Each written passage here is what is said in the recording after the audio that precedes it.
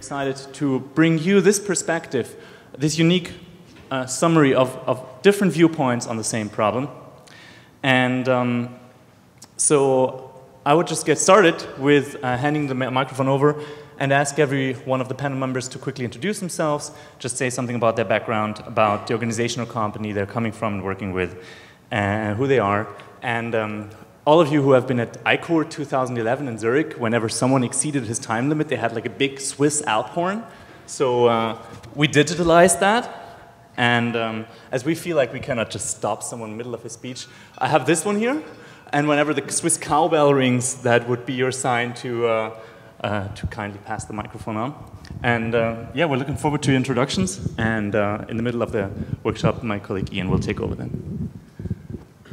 Well, good afternoon. My name's Steve Kelley. I'm president and COO of a company called Myomo, which is short for My Own Motion. It's an upper extremity biofeedback-driven exoskeleton, and it comes out of the lab of Woody Flowers at MIT. And it's used for people who've had a stroke to increase their range of motion, facilitate activities of daily living, and ultimately to promote therapeutic recovery. Thank you. Also, good afternoon. My name is Mike Perschbacher. I'm a technology consultant, work for myself, and I've spent most of my time over the last 20 years at DARPA, assisting program managers with programs. My prime experience has been in system work with land warfare systems, soldier systems, and robotic systems. I work with a program manager named Lieutenant Colonel Joe Hitt. He's been at DARPA for about 6 months and has worked in the areas of bionics and prosthetics, coming recently from West Point. He's now at DARPA, and he has a vision for a program which is now a reality, which will have efforts coming out, and we're very interested in getting exposure to this community. We don't do rehabilitation per se, but we're looking at injury mitigation in the form of what he calls Warrior Web, which is a conformal suit system providing injury mitigation for warfighters who would wear it all the time. So in some ways it's kind of like wearing Under Armour that prevents injury, as well as hopefully does some secondary things like lower a little bit of metabolic input so that effort is reduced on the warrior's end. So we're looking for people who are interested in this area and have some BAAs coming out and some future research opportunities that we think this community would be interested in.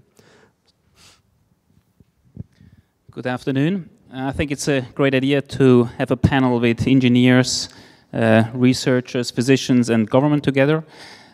My name is Stefan Bircher. I'm representing the industry with Hokoma. I'm the Executive Vice President here in the US. Hokoma is mainly known for the Locomet system, a robotic gait training device for stroke patients, spinal cord, MS, Parkinson's disease, but as well for upper extremity robotics. We will have soon, or at the end of this year, an upper extremity device or robot device developed and on the market. We have right now upper extremity devices which are non-driven for stroke patients mainly, and we just recently introduced as well a sensor-based system to treat low back pain patients. Good afternoon. My name is Eyþór Bender and I'm the CEO of Berkeley Bionics. Berkeley Bionics is in the process right now of introducing two type of exoskeleton bionic devices. One of them is used for injury prevention for soldiers, called Hulk. It's something that we are testing actually here with the NADIC Center just around the corner, and will be introduced through our industry partner pretty soon.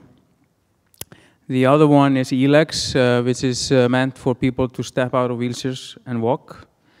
And that's something that we are currently in user trials with 10 hospitals around the country. One of them here, Spalding. And we will be launching E-Legs by the end of this year. So this is exciting times. We see a lot of development, and we are proud to be a part of this, this new development in this exoskeleton robotic era. Thank you. Good afternoon. My name is John Hu. I graduated from MIT 2000 Artificial Intelligence Lab. In fact, one of the professor I know is sitting in the audience. My company, I created a company called HStar Technology and based in Cambridge. We mostly funded by the government, SBIR, and we have reasonable success. Up to today, we have about $5 million funding. We developed 2 products right now in the pipeline. One is a robotics nursing assistant. We built for TETRIC, Telemedicine Advanced Technology Research Center. Now it's converted into combat casualty evacuation. And another product is a rehabilitation robot we're building with, collaborate with Spalding Rehabilitation Hospital, Dr. Paolo Bellato. And that is target for TBI and SCI. Right now, we're in the commercial process, converting into stroke rehabilitation. We just set up a division in China. We're in the process of the government approval, FDA approval in China, the robotics wheelchair, and also it's in the pipeline, the simplified rehabilitation robot. We try to push this in the market very soon, and our goal is to develop technology useful for the patient, and also right now we are considering application for the U.S. government military application, patient in Washington, Walter Reed. So our current project mostly, I probably will introduce later on if I have a chance. We are developing robotics avatar for second life in the virtual space.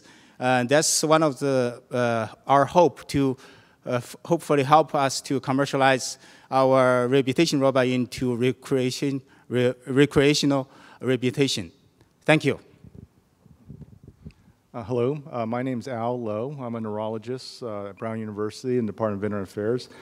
I'm interested in neurorehabilitation, neurorecovery, and clinical trials. I was the PI for VA Robotics, which was the recent clinical trial testing the MIT Manus robot system.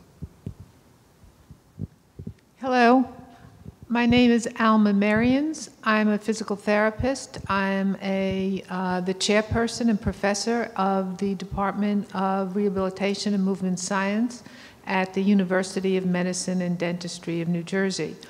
My research, in collaboration with Sergey Adamovich at New Jersey Institute of Technology, focuses on the use of robotics and complex virtual reality simulations for the rehabilitation of the upper extremity post-stroke. Good evening. My name is Michael Schiess. I'm from Tibion Bionic Technologies, makers of the Tibion Bionic Leg. My work over the last 4.5 years has comprised of the sales and marketing of rehabilitation robotics in the U.S. market. The Tibion Bionic Leg is a wearable, battery-operated exoskeleton that serves as a robotic mobility tool, primarily targeting stroke patients with other neurological diagnoses as well. The Bionic Leg aids in sit-to-stands for early mobility, as well as gait and stair climbing. So thank you for having us. Hi, my name is Raza F. I'm a physical medicine rehabilitation physician at Spalding, Massachusetts General Hospital and Harvard Medical School, where I'm chair. Most of my work and research has been in neurorehabilitation, specifically in the area of traumatic brain injury for the past 15 years. Hello, my name is Louis Catrano. I'm a program director at the National Center for Medical Rehabilitation Research, which is at the Eunice Kennedy Shriver National Institute of Child Health and Human Development at NIH. And I'd like to thank the organizers for providing an opportunity for NIH at the table to make comments. And second, I'd be happy to talk with conference participants about research opportunities at NIH after the meeting or at the meeting. One thing I'd like to do is make a disclaimer that some of the comments I'll make today are mine. They're not necessarily supported by NIH at this point, but they're observations given my 20 or 25 years at NIH relative to some things in this area. Also, the last comment was I'd like to make is that I was involved in meetings with the OSTP, that's the Office of Science and Technology, that had the initial announcement which came out for the small businesses in the area of robotics and offered an opportunity. And this was something new. It was across agencies, DARPA, Department of Agriculture, NSF, and others. So that's it. Thank you very much. Okay, the microphone finds its way back. I guess we have a really exciting panel here, and also you can already think about questions that you can ask them later. But however, first, we have some questions to this panel of representatives from government, from the clinical, and from the industry side. And the first question that I would have is very easily formulated. What's your vision about rehabilitation robotics?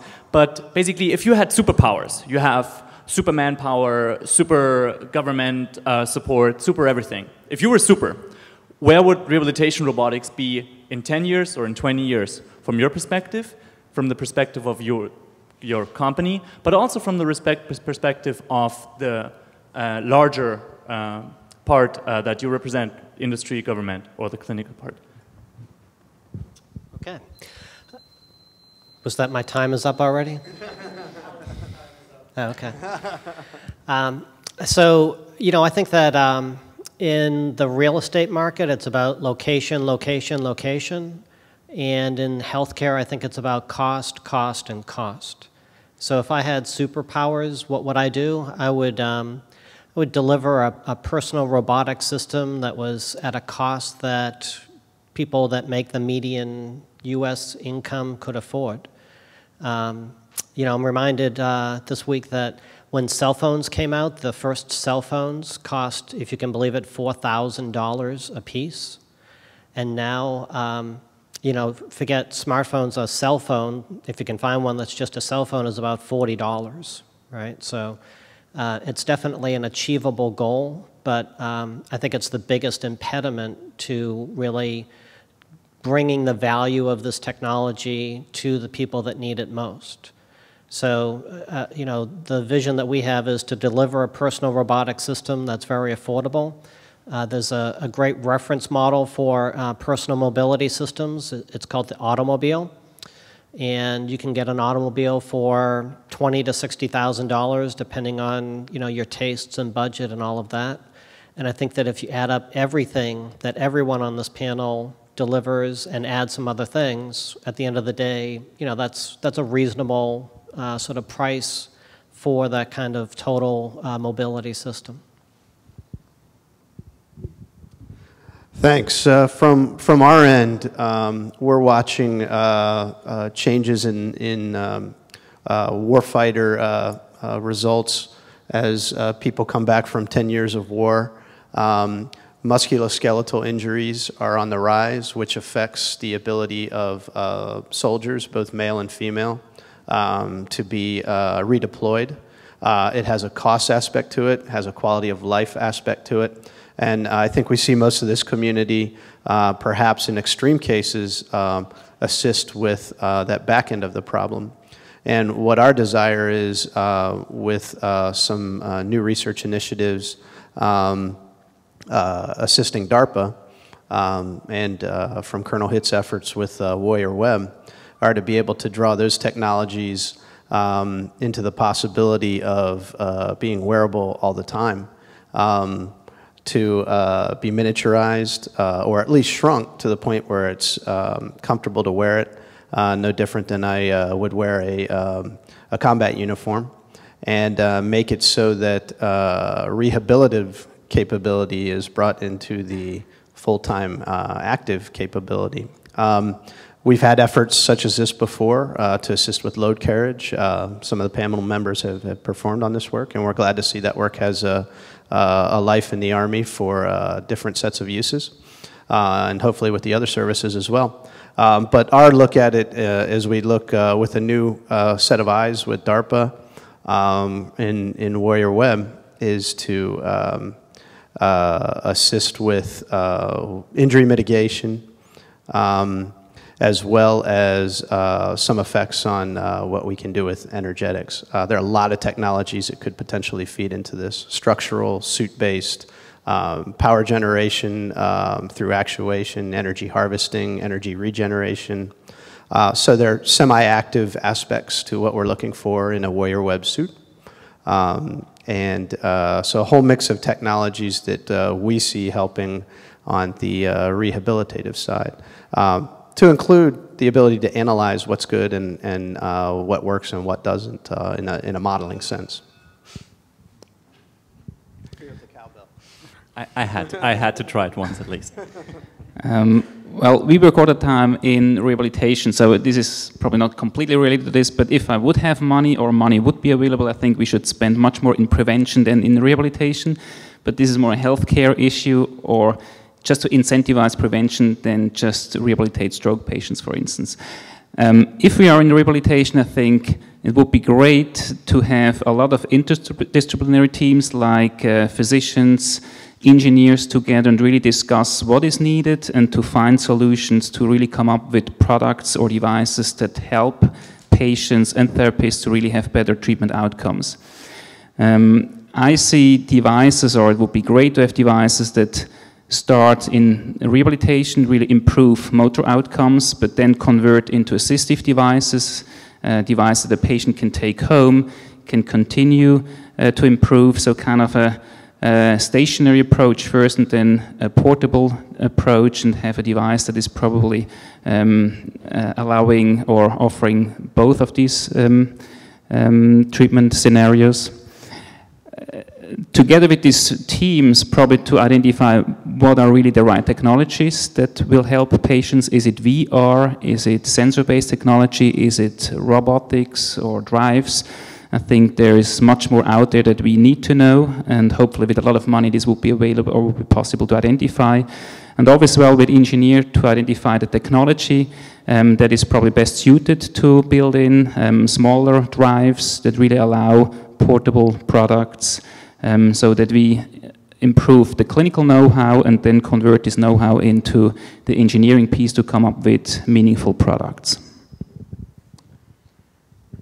Yeah, when it comes to exoskeleton to be used in rehab, we find that there are basically three main challenges. First, it's power. Secondly, it's ease of use. And then it's safety. And if you look at the power, we feel that we have solved that in many ways. We have a pretty efficient design, and we are able to scale down and accommodate different power supplies to different needs. But there's certainly a lot of opportunities in that area still. Going forward, I think where maybe the super focus need to be on is in the ease of use, and it's making sure that we are actually designing rehabilitation equipment that are human-centric, that truly are fitting to people's needs. I think the reason why we do not see that many commercial successes in this industry is because we haven't taken that customer-centric focus.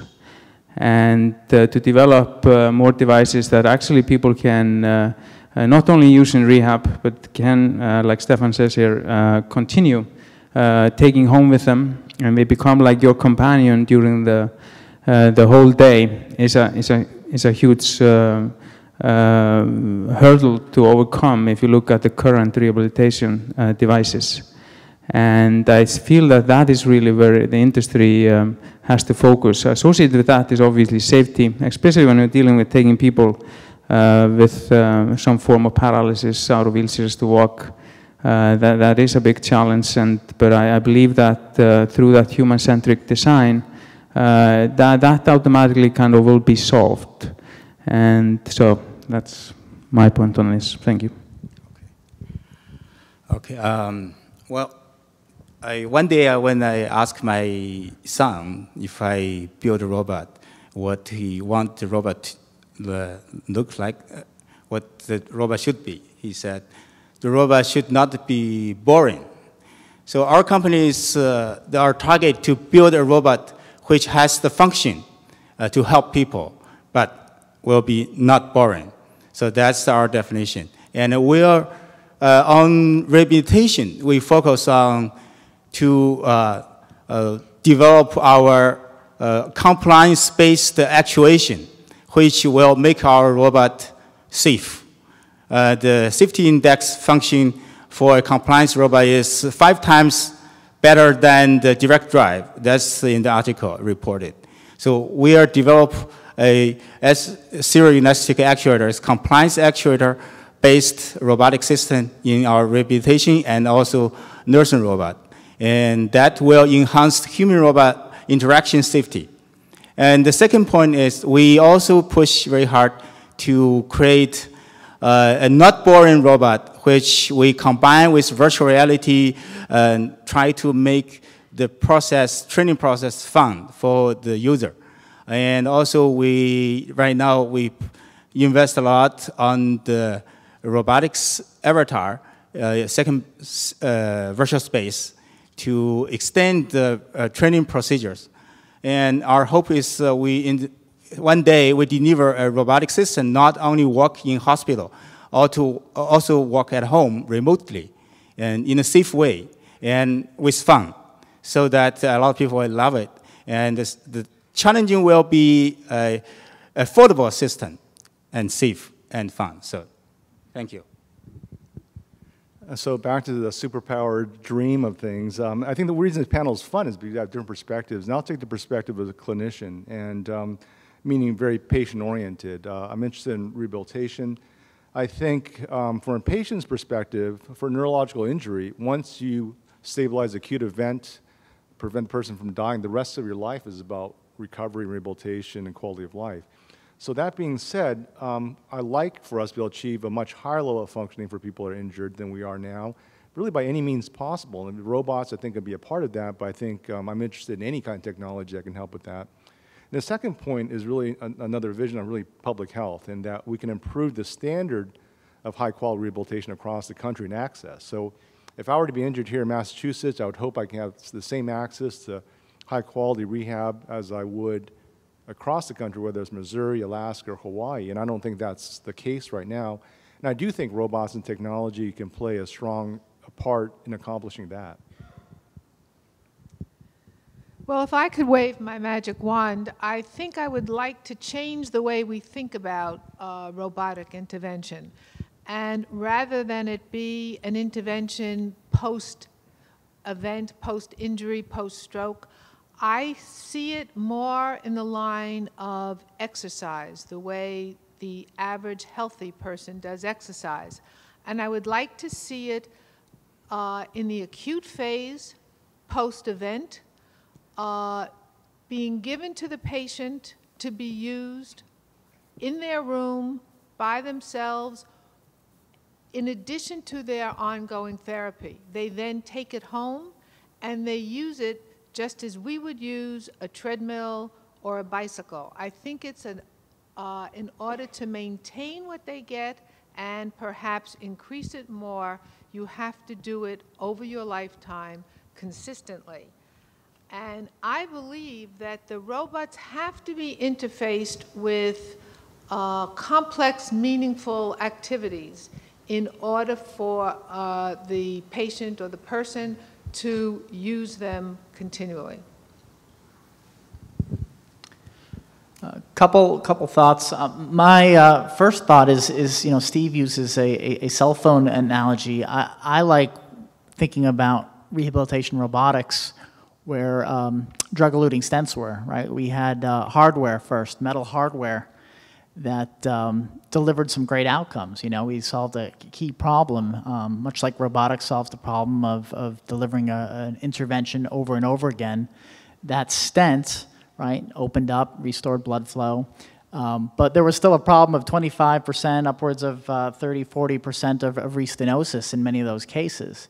And I think we've yet to optimize the intervention. So I think a lot of us have that hardware in place, but what you'll see coming down the pike is more of a team play and understanding the combination therapy potential that's out there. So for example, not far from here in Boston, you have folks over in the children's lab that are working on identifying agents that can spur neuronal growth. The Benowitz lab has a great publication in the Journal of Neuroscience back in April.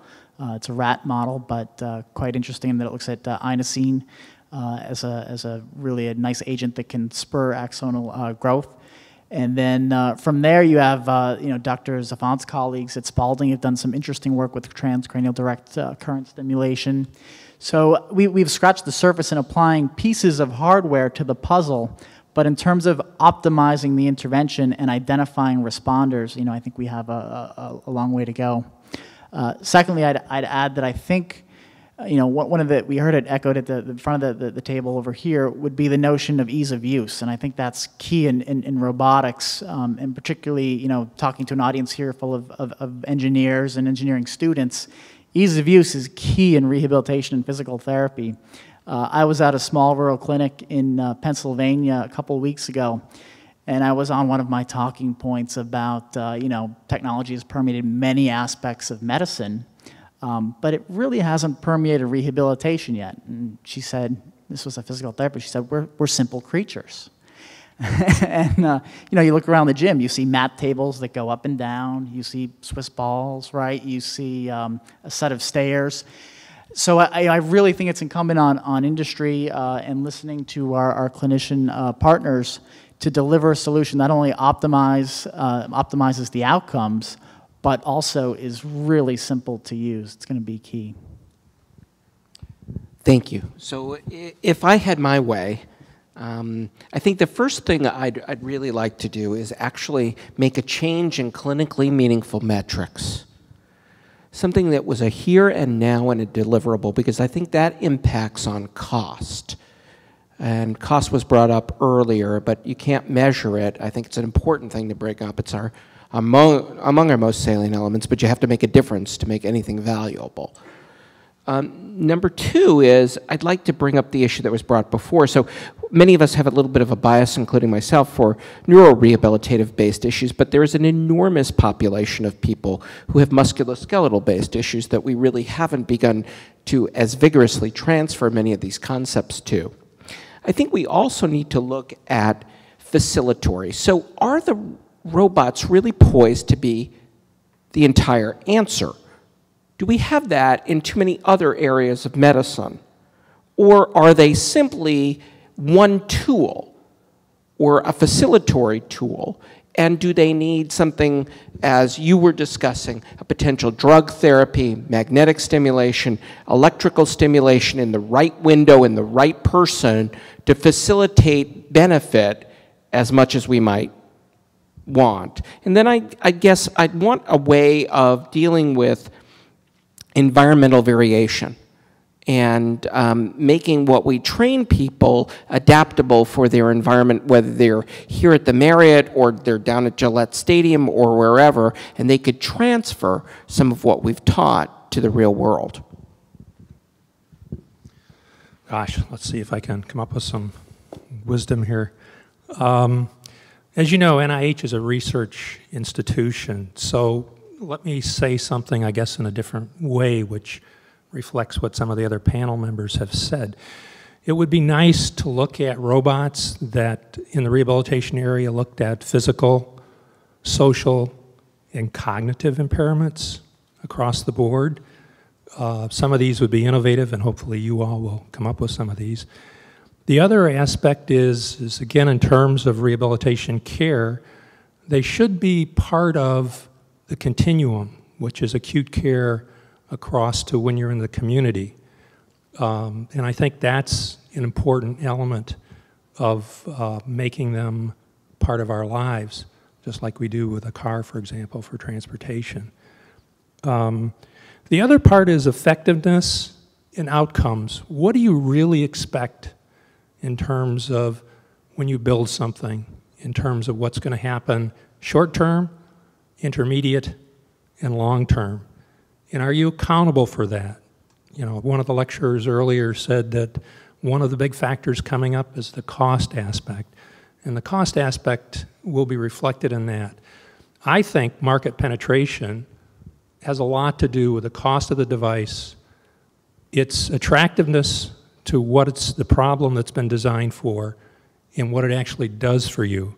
So it's a combination of things, just like it should be used with other interventions. And now that we're in this information technology area, and you sort of have a host of potentially sensors and monitors for looking at what you're doing in activities and so forth, and also your health, there should be a shift in the culture of what we say the responsibility of the individual with and in relationship with the community in terms of the medical community or the healthcare system in general. Well, thank you, gentlemen, and thank you, lady, so much for this insight, because I think this is really what we wanted to get out of this here, right? The clinical perspective, the governmental perspective, and also the industrial perspective. So to bounce the ball back right back to you, now, okay, you described what you would like to achieve, but maybe you can give us some insight in from your perspective, again, from your personal perspective, from the perspective of your company, respectively organization, but also from the perspective of the bigger field. What stands in the way? What are the obstacles? For example, on the governmental side, what are the policy obstacles? On the industrial side, what are the obstacles in terms of you dealing with politics, but also you dealing with technology? And maybe you can tell us more of what obstacles need to be overcome in the next 10 to 20 years. 10 to 20 years? The future. Well, so I think that there are several from an industry perspective. One of the biggest is awareness, market awareness. I mean, stroke is the single leading cause of disability, and there are 4 million people who have survived having a stroke with hemiparesis. And in my experience, on kind of a daily and weekly basis, people don't know that they can get better, or else their medical support infrastructure have the view that they can't get better. And although it's been known for several years now that you can get better, it's still not generally known, I would say. So market awareness is a big thing. I think the outcome measures that drive a lot of the system are in need of more refinement to be able to demonstrate and capture what are the key outcome measures that progress can be made in rehabilitation. I mentioned cost, and then reimbursement. So, for some kind of a medical exoskeleton, whether it's as an assistive technology or for a therapeutic benefit, there aren't really reimbursement codes for that. And yet, movement is so elemental, right? If you can move, you can probably stay home. And home is the highest quality of life setting and the lowest cost of healthcare services. So somehow the whole reimbursement aspect of this needs to sort of come to the fore, and an acceptable set of codes and payment for these type of exoskeletons and interventions need to be worked out. Thanks. I'll speak from two perspectives in the efforts we're beginning. We, as a funded effort, actually don't have too many financial challenges. We actually have money to offer to people who are interested in working in this area, which is a positive, and that's typical of the initiation of a DARPA program, Colonel Hitt's program. So he has very few programmatic limitations, with the exception of he's there for a 4-year period roughly, and needs to execute technically as he moves out with this funded opportunity. So we have huge technical challenges ahead of us within a schedule that's normal for DARPA. And if you're not familiar with the DARPA window, a program, somebody like Colonel Hitt rotates in, creates a program such as this and stays there only for a short period. So we have a 4-year window with which to execute a program. along the technologies I outlined with Warrior Web. Fortunately, he's got it broken out in what's going to be 2 tasks. One will be actually researching in technology areas, component technology areas that are critical to what he believes are necessary for creating a suit that allows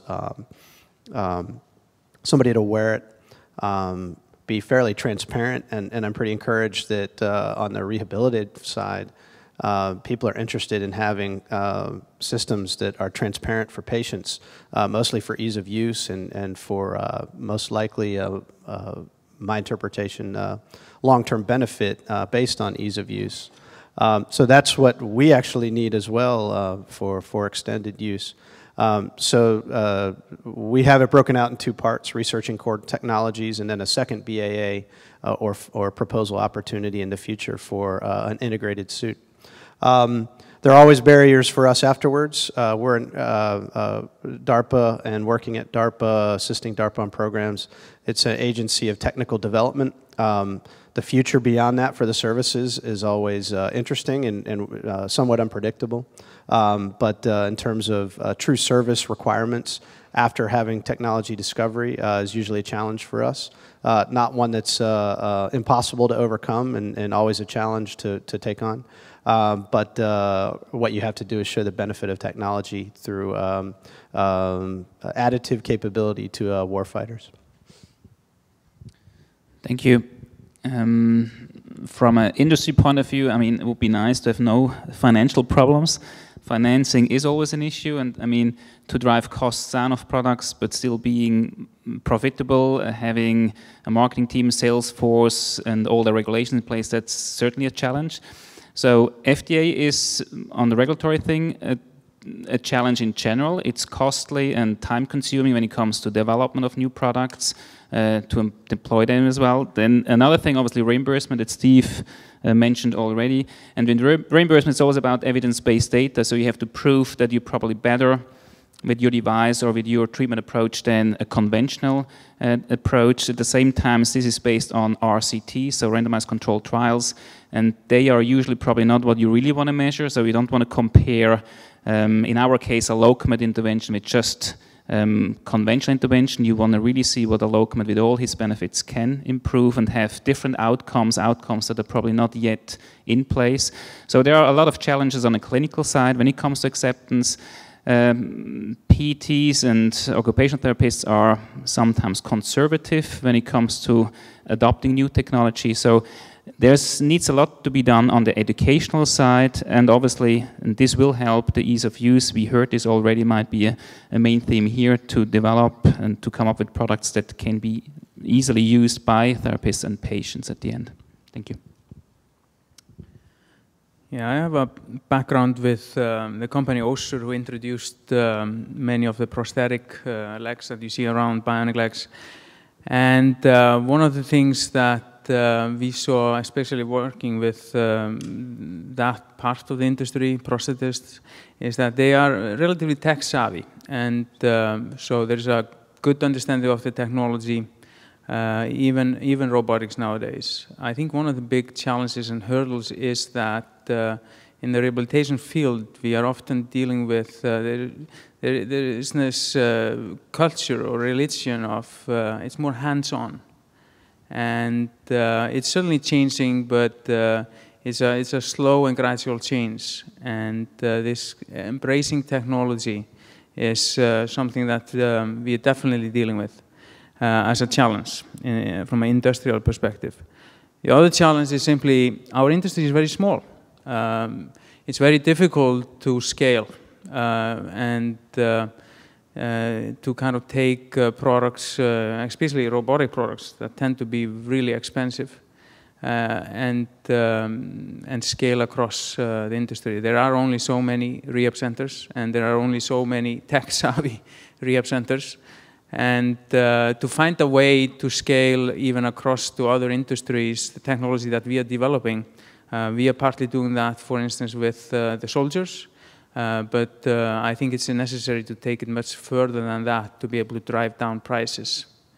So those are probably my key points. There is also what I kind of touched on before, that robots are robots. They are very robotic-like. To create something that fits on your body, and again, you like to wear during the day, is still a major challenge. And we see certainly very promising developments in that direction, but we still have a way to go, providing systems that people like to wear during the whole day, just like people wear prosthetic legs during the whole day. They would never think about leaving those prosthetic legs behind in rehab. And that's where we have to get to. Okay. From my experience, we have two challenges. One is technical challenge, I would say, in rehabilitation. A robotic system is powerful, it's capable in certain way. Our challenge is how to make the robot actually intelligent. So the direct challenge is for us, for our company, our group, is how to improve the robotics perception. For rehabilitation, we're working hard on to make the robot to detect emotion of the patient, to directly test the patient reaction in the early stage before the patient gets very upset or some problem gets worse. So the perception is not easy to do. This is one of the most important challenges for us. Commercial-wise, we're facing challenge in the FDA approval in US is long and expensive. So we create a division in China, and the FDA approval is faster and easier for us. And the sales strategy is easier, because in Asian, the most effective sales strategy is top-down. It's not bottom-up. For example, I just saw one of the systems, the Nocomed, sold near Shanghai, and the mayor see that system is amazing, working, and they sign the contract that the several hospitals do you want to buy. So this is in the process. This is good news for Stefan's company. And this is an example. So if our stroke robotics rehabilitation system is working and convince the governor, and we could create a lot of sales easily. So that's one of our hope. So two challenging, one is technical, one is commercial. But there are many more. Thank you.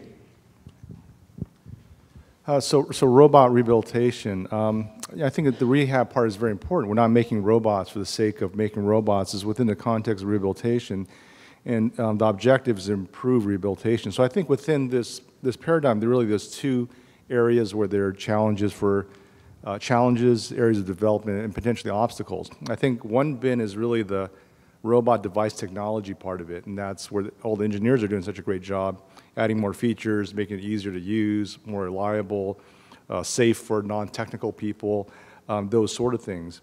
The other end is really industry or clinical acceptance, and I think we have a lot of people commercializing robots here, and the question may be, how do you want the product accepted? If it's going to be sold directly to customers, then probably the cost is a big deal, ease of use and user interface is a big deal, and perceived benefit, because you're not demonstrating effectiveness. If the model really becomes payer-oriented or insurance reimbursement, then I think you really have to demonstrate efficacy. Cost is going to be important as well to the healthcare system. And that now pulls in the process of developing robots for rehab. And the field of rehabilitation has a lot of challenges and complexities within itself. We don't fully understand what the mechanisms of rehabilitation are. We don't know how to predict who will respond. And then there's this issue of clinical trials. We have less than optimal primary outcomes at this point. So, and this is evident from the recent clinical trials done in rehab, whether it's the robotics study or the LEAP study or vectors, a lot of unexpected results. So I think The challenges very much depend on where you want to end up. If you just want to end up with something that you can sell a lot of, then maybe you can avoid some of these things. If you want to develop something that is going to be approved as an interventional device, an FDA device with an indication, not with the registration, then clinical trials, I think, is the way you have to go. And I think we have to develop rehabilitation clinical trial methodology a little bit more for that. I agree. I think the two issues are what the robot or the assistive device should be like, and in order for it to be used. And it has to be easy to use. It has to be reliable in terms of its function. It has to be adaptable and customizable to a particular patient's impairments and functional level. And if we even want to think about using it at home, we have to think about scale. In terms of efficacy of its use, and efficacy, does it work as well as or better than what we have now, we have some challenges in that we need to be able to run these trials in the acute phase when there's greater plasticity, and how do we start to do that? And also,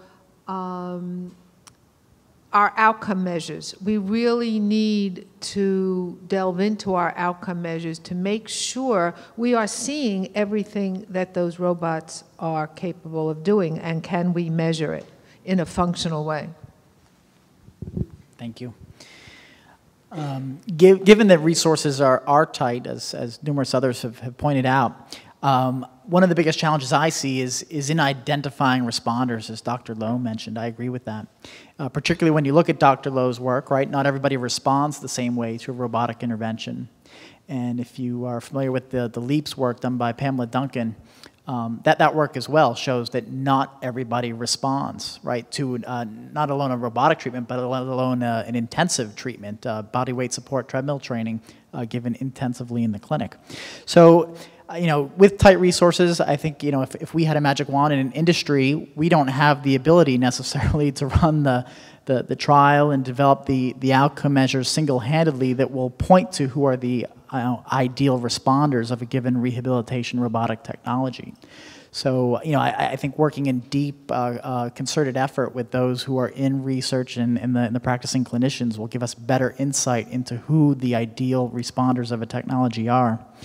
My second thought is that, given again the cost issue, it's incumbent upon those of us in industry to really come up with, perhaps even unique models of doing business, right, to help solve the cost issue. And I set that out as a challenge to myself and our colleagues up here. At Tibion, we place a very high standard on driving usage in some really creative ways. So, to what extent can we raise the bar and how we support the work of clinicians out there, I think is a key issue. Thanks. So like my other colleagues, I certainly believe that cost is a big issue. But I think we have to get out of the box of one silo of funding things and another silo of funding things. So I think I agree with my two other panel mates who talked about clinical trials.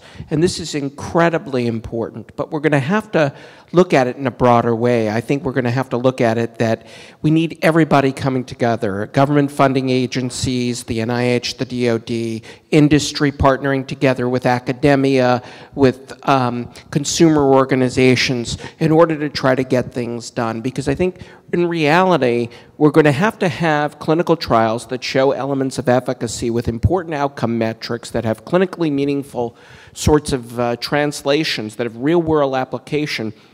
And we're going to need active control interventions. And that's not cheap. That is just not cheap, and we're going to need a way of doing it. And then just taking from the pharmaceutical world, where there at least have been numerous challenges as well, as far as either neuroprotection or neurofacilitation studies, I think we need a way of looking for responders a priori, defining somebody by injury type, but also perhaps by gender and genetics, and a way of rapidly screening. You know, in pharmaceuticals, it's compounds, potential biological interventions, or using proxy measures or biomarkers as in-between markers. And I think we're going to need some elements of this here in biotechnology. Yeah, I think those were really good comments relative to looking again at the system of an intervention and looking at the different, who does it work for and who doesn't it work for, and looking and teaming with others. The big challenge, I think, is, as you well know, and up here at the table is a good example of that, there's a number of agencies in the government that deal in the rehabilitation area currently. The other thing that weighs on the other end of the scale is resources in the coming years, at least in the immediate future, are going to shrink. So the question is, that I ask, how do you maximize the investment? You know, you can look at NIDR, NSF, the VA, DARPA, TATRIC, and NIH that has 27 institutes. I mean, we don't even do a good job at that at home, which is coordinate across the institutes in terms of who's investing in what. Now, we try and have meetings and team on that, but I think that's going to be critical to make a case for getting resources at all in the area of rehabilitation. The other area, which I haven't touched on, but some of the members have mentioned, is reimbursement. CMS, FDA, HRSA, National Standards Bureau, many of them are looking at the question about, all right, how do we deal with these new things coming online? What's really health-related? What should we reimburse? Which we don't. So the landscape is changing, and we should be aware of that. And we're trying to work a little bit on it, but it's very, very difficult. I think that we've started this past year, a couple of years, I think I've seen more cross-agency types of efforts. And I think it'll benefit all of us to sort of go with our strengths and team and pick up different parts. Thank you. That was really insightful, and also you all kept the 2-minute time limit. Thank you so much.